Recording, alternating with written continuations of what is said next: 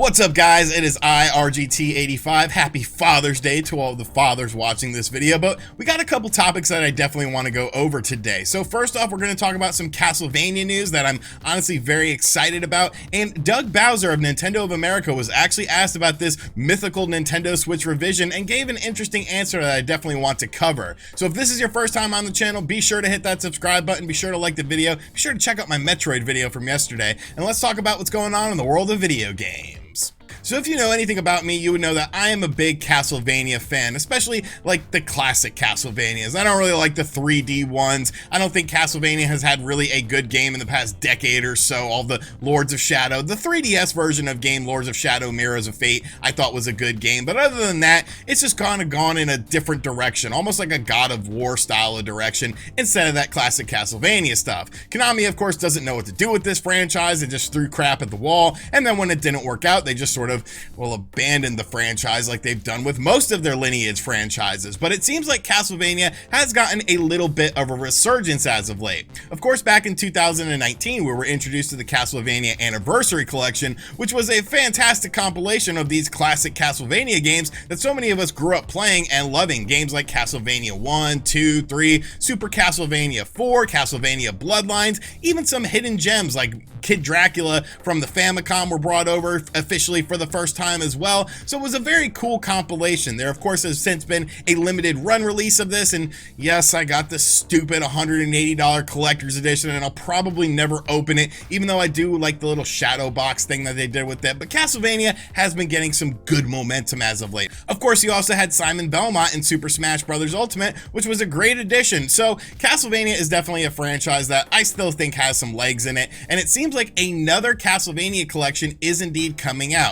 Now, this was actually leaked by the Australian ratings board, and it's called the Castlevania Advance Collection. Now, right off the bat, you should pretty much know what you're going to get with this, as the Game Boy Advance Castlevania games were honestly awesome. You, of course, had Castlevania Circle of the Moon, which was kind of the weakest of all the games, Harmony of Dissonance, and Area of Sorrow. Three excellent games, and it looks like this game will be coming out with Konami as the publisher and M2 as the developer. Now, there's no platforms mentioned as to what systems these are going to come to. I think it's safe to say PlayStation, Xbox, Nintendo Switch. Like, it'll probably come out on the same ones that the Castlevania Anniversary Collection did come out on, and M2 handling the development of this game shouldn't come as a big surprise, as M2 of course handled the Castlevania Anniversary Collection. Now, one thing I am very interested in seeing though is it just going to be these three Castlevania Advance games, because you already had the Castlevania Game Boy games on the Anniversary Collection, so it seems like it would be a bit of a harder sale to just do three Castlevania games in a compilation and still charge that $20 that we saw with the Castlevania Anniversary Collection. I really hope they expand this though. You know, the DS games are awesome. Castlevania Dawn of Sorrow is probably one of my favorite games of all time. I absolutely just fell in love with that game. I love the gameplay, the music, the aesthetic, the story's even really good. Tons of collectibles to get in the game as well. But I guess even if we just get these three games and maybe some added bonus features and whatnot, I will still pick it up. Like, hell yeah, it's Castlevania stuff on a modern platform, and it's that classic Castlevania feeling. So I don't know, maybe you throw Symphony of the Night in there as well. Like, yeah, they came out kind of at around different times, but Symphony of the Night was not included on the Castlevania Anniversary Collection, and I think that would be really cool to have it on a Nintendo platform for the first time. So it does look like this Castlevania Advance Collection is indeed coming out, like I said, leaked by the Australian ratings board. No time frame of when this is going to come out, but I would expect it to be a 2021 thing. Is this something you would be interested in though? Let me know in the comment section down below.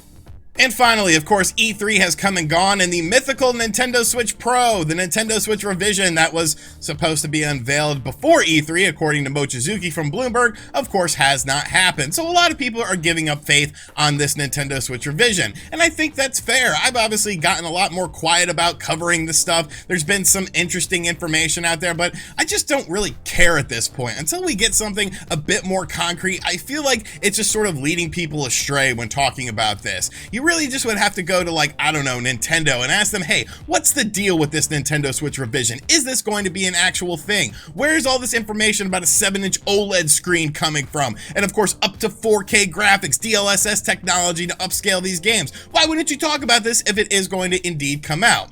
Well, actually, the Washington Post just recently conducted an interview with Doug Bowser of Nintendo of America. And within this, one of the first things they asked was, what is up with the Nintendo Switch revision? Is this indeed a thing? Bloomberg Bloomberg's been reporting it. Other people have been sort of corroborating with this as well. What's the status of this system, and is it something we can expect to see? And Doug Bowser actually said the following: "We are always looking at technology and how technology can enhance gameplay experiences. It's not technology for technology's sake.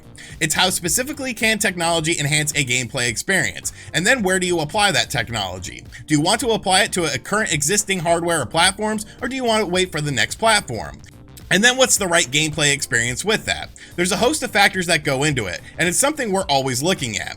As we enter into our 5th year, the Nintendo Switch is redefining what a console lifecycle can look like, and the vibrancy of that overall lifecycle with a strong cadence of content." So this answer I think is very interesting, but it's also kind of just a very PR response. Now, if you know anything about Nintendo of America, you would know that they are just essentially a marketing company for Nintendo. Nintendo of America doesn't really make any sort of decisions. I mean, look at how game development is. Retro Studios is, of course, a part of Nintendo, and they've been working on Metroid Prime 4 forever with this, but they don't really have a whole lot of say in what goes on in the daily operations of Nintendo. That's more so of Nintendo of Japan's job. Nintendo of America is just to tell you guys in America about their upcoming games and what games to expect and things of that nature. Now, I do think it is interesting he didn't close the door on this whole situation, basically just giving sort of a wishy-washy answer, talking more so about software and how technology is utilized and will they do it for a current system or a next generation system. So it's kind of a non-answer, but I do think it is interesting that he didn't completely close the door on this, because we have seen situations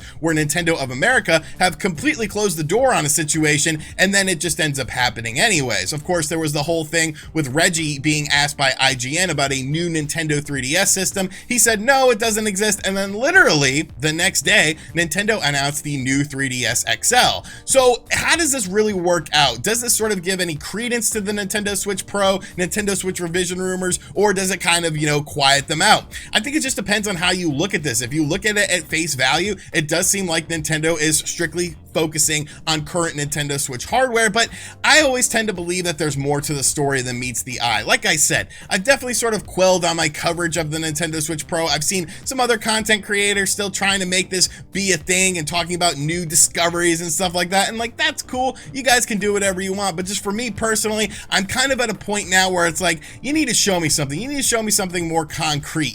These reports that keep coming out, like, they're good reports, but until I see something, potentially leak, until I hear something that actually makes sense, it's really not worth talking about right now, because Nintendo marches to the beat of their own drum. Hell, this upcoming Monday, they could talk about a Nintendo Switch revision and then say, hey, it comes out in a couple months, and then people will be like, well, why didn't this happen at E3 or before E3? You never truly know with Nintendo, but it is interesting to see people finally asking Nintendo these questions, because at some point in time, if this does indeed exist, you would think they would have to talk about it, right? Right?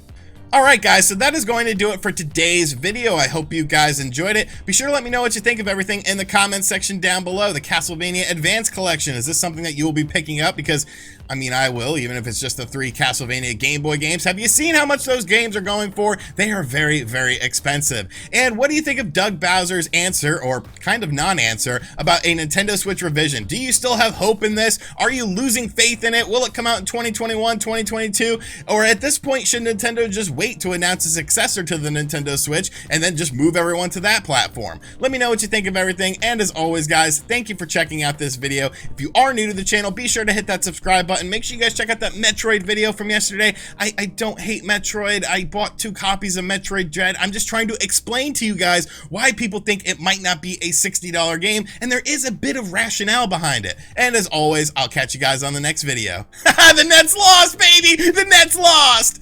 Later.